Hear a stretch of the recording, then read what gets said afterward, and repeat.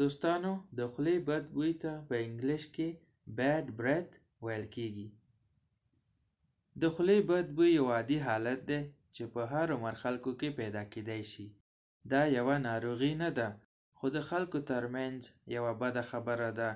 د شرم خبره ده چې یو کس له خولې څخه بد بوی ځي او نور خلک هغه څخه لرې کینی، فاصله ترېنه نیسي. نو په دې ویډیو کې به مونږ ګورو چې د خولې بد بوی څه شي ته وایي، لاملونه یې څه شی دي او مخنیوی یې څنګه کیږي.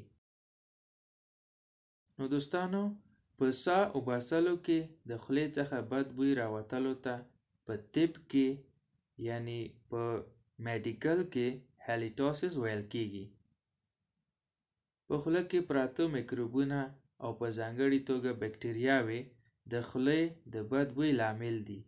دغه میکروبونه او بکټریاوې په خوله کې پراته د خوړو ذرې خوري او دغو خوړو څخه خپله انرژي لاسته راوړي. خو د خوړو کارولو څخه وروسته دغه میکروبونه او بکټریاوې ځینې بد بوی ورکوونکي مواد ایسته کوي، لکه هغه موادونه هایدروجن سلفاید، کډاورین او میتانول. دغه موادونه چې کله د ساه سره یوځای شي نو ساه بد بوی وباسي، یعنی ساه بد بوی ورکوي. د خولې د بد بوی لامل یو بل شی هم دی، لکه ځینې خلکو د غاښونو واورۍ ناجوړه وي. واورۍ یې پړسېدلې وي او کله کله وینې هم ترې بهیږي. دغه ناجوړه واورۍ هم بد بوی وباسي.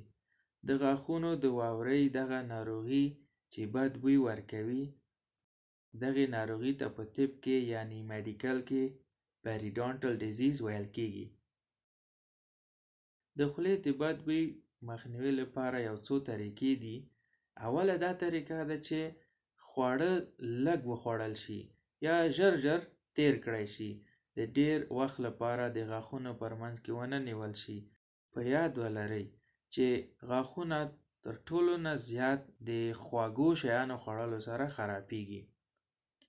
او بل دا چې د ویده کېدو څخه مخکې غاښونه برش او کریم سره یا یوې بلې وسیلې سره پاک صفا ومینځل شي، ځکه چې د ویده کېدو څخه تر سهاره پورې دا یو ډیر اوږد مهال ده. په دې کې میکروبونو ته ښه موقع وي چې هغوی ښه فعالیتونه وکړي.